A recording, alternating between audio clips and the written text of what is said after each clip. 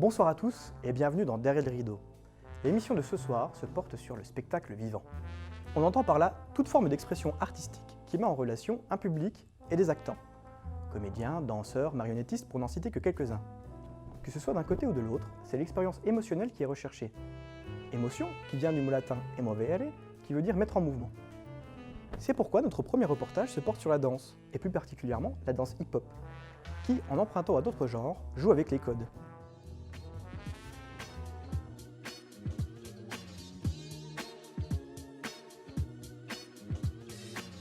La danse est une affaire de famille à Takamove. Red Locks, qui a connu les débuts du hip-hop, fonde en 1998 cette école indépendante et old school. Zix et Sanka, ses fils, ont depuis repris l'association et sont à leur tour en train de transmettre les valeurs de la culture hip-hop.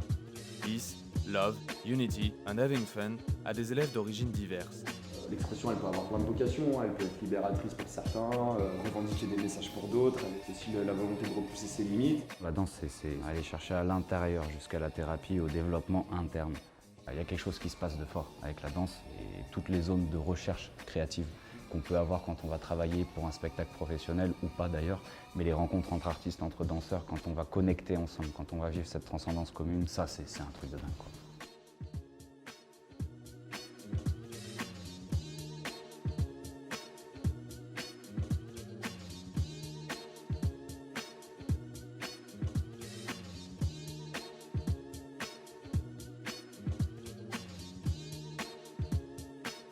Ce qui me plaît dans le côté scénique, c'est qu'on va avoir des shows, on a des spectacles qui sont chorégraphiés, on a des choses qui sont faites d'avance, on a des parties improvisées. Et c'est vrai que selon le public qu'on a, ça ne se passe pas du tout de la même manière. C'est-à-dire que nous, on va voir, avec l'expérience, on va très vite voir dans l'œil du public la réceptivité qu'il va pouvoir avoir ou pas. Et nous, ça va complètement transcender notre danse d'une manière ou d'une autre. Et finalement, la vidéo, on ne sait pas à qui on s'adresse tout le temps, même si c'est ciblé, il manquera toujours cette connexion.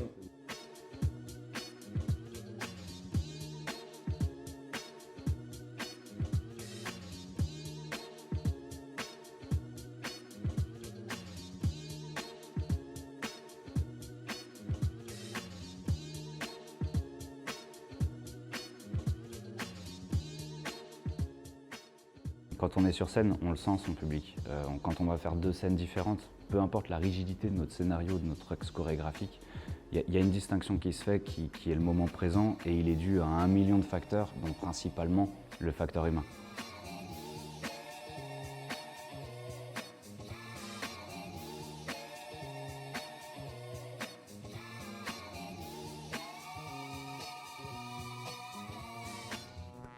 Derrière la scène se trouvent de nombreux techniciens et artistes sans qui l'illusion du spectacle se verrait affectée.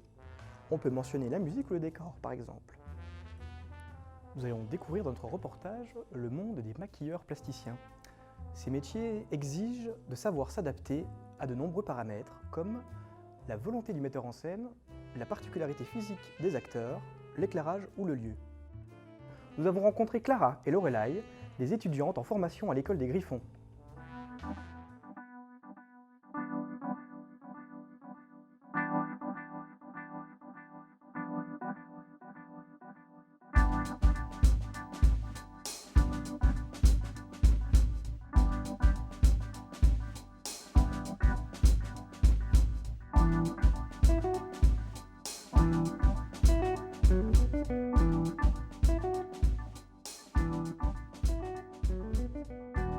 C'est une infection zombie. Je suis en train de faire la prothèse en direct avec de la wax sur le modèle. Toutes les expressions seront ces futures rides que du coup je suis en train de marquer.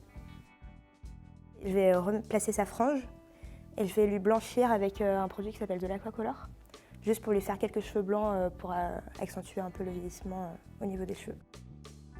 Si on a un travail, on va dire, de vieillissement par exemple, il va falloir, pour que le public voit depuis leur place jusqu'à la scène, insister sur les traits du vieillissement, vraiment travailler en fait. En fait, vraiment dans le milieu du spectacle vivant, il faut se dire que c'est beau de loin, mais loin d'être beau. C'est-à-dire que dès qu'on est proche, ça ressort pas joli, c'est vraiment... C'est pas joli? Non, c'est pas beau, on voit qu'il y a du maquillage, mais en fait c'est des milieux où il faut vraiment bien charger.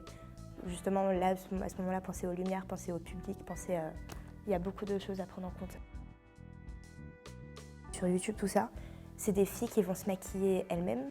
Elles, ce qu'elles montrent sur YouTube, c'est sur elles, avec leur visage, leur morphologie. Nous, on apprend vraiment à faire tout, à maquiller tous les types de visages, toutes les morphologies, toutes les formes d'œil, de bouche, tout ça. Donc je pense que c'est là-dessus qu'on se démarque le plus. Ouais.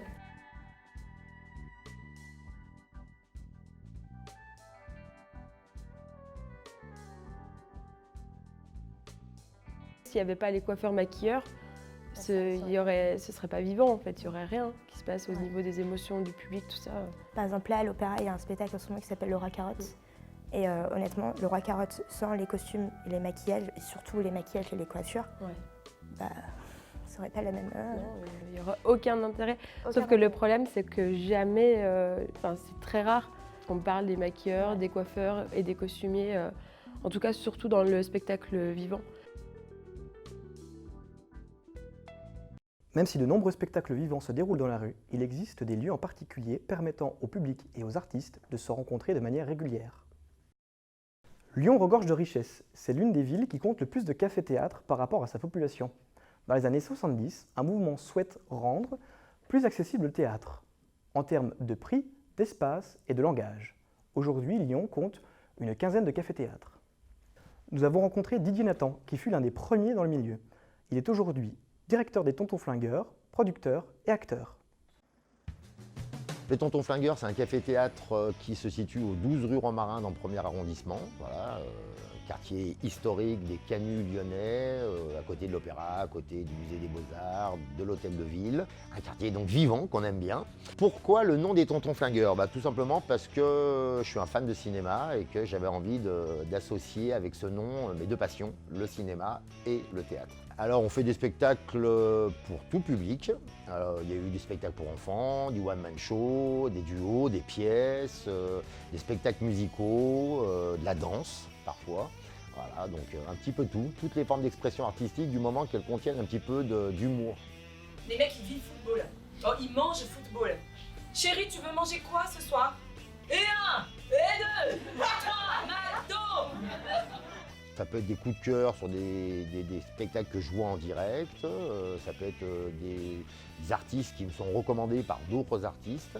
Voilà. Mais en règle générale, c'est moi qui prends la décision finale puisque je suis le directeur artistique et que j'ai envie de donner une couleur, une tonalité, un grain à ma programmation qui est un petit peu différente de ce qu'on peut voir ailleurs. Moi, j'ai eu envie de donner un peu cette couleur, un peu de donner la chance à des jeunes comédiennes. Et c'est vrai qu'en ce moment, c'est un peu particulier. J'ai 3 comédiennes et moi, le vieux, l'iguane du café-théâtre, le dinosaure de l'humour. C'est jouissif, la scène, c'est vraiment un moment à part, suspendu dans le temps, où on ne se pose pas de questions. En tout cas, moi, dès que je mets le pied sur la scène, je retrouve mon âme d'enfant, vivant, spectacle vivant. Voilà. C'est la grande différence entre le café-théâtre et une plateforme que nous aimons tous qui s'appelle Netflix. Voilà. Sur Netflix, on allume son ordinateur, on voit un spectacle, mais là on voit pour vrai, pour de vrai. On voit l'artiste pour de vrai, on peut le toucher, on peut parler avec lui. Voilà. C'est heureusement le seul truc encore que les réseaux sociaux et Internet ne peuvent pas nous copier, quoi. J'ai lancé des gens comme Laurent Gérard, comme Célig, comme Florence Foresti. J'ai commencé très jeune, j'ai commencé à en vivre à partir de l'âge de 18 ans au Festival d'Avignon, où ça a cartonné. On faisait une parade qui s'appelait les skieurs, on était habillés en ski avec des skis aux pieds. Voilà, sur les pavés de la place du Palais des Papes, etc. Donc voilà, on a un petit peu halluciné tout le monde et ça a très bien marché. Et puis on a commencé, voilà, j'ai appris mon métier au fur et à mesure. J'ai pas fait d'école, j'étais un autodidacte. À l'époque, quand j'ai commencé, je savais même pas ce que c'était qu'un projecteur, une prise, voilà, une gélatine pour mettre des couleurs. Voilà, on a appris au fur et à mesure, quoi. D'où l'esprit un peu rock'n'roll qui m'a toujours animé depuis que j'ai commencé, quoi. Le transfert d'émotions entre le public et les artistes est irremplaçable à l'écran. On retrouve dans cet échange le besoin primordial de l'homme de communiquer sous toutes ses formes. Ainsi, les mots souvent réducteurs sont remplacés par d'autres langages. Salle de concert, de danse, de théâtre, l'individu par la manière de voir et d'agir crée son propre monde. Michel Foucault nomme ces lieux des espaces autres, des hétérotopies, c'est-à-dire des localisations physiques et ponctuelles d'utopie. Nous espérons que cet épisode vous a donné envie d'aller voir et de défendre le spectacle vivant. À la semaine prochaine pour un nouvel épisode qui cette fois nous emmènera dans les coulisses du studio d'enregistrement. À la semaine prochaine.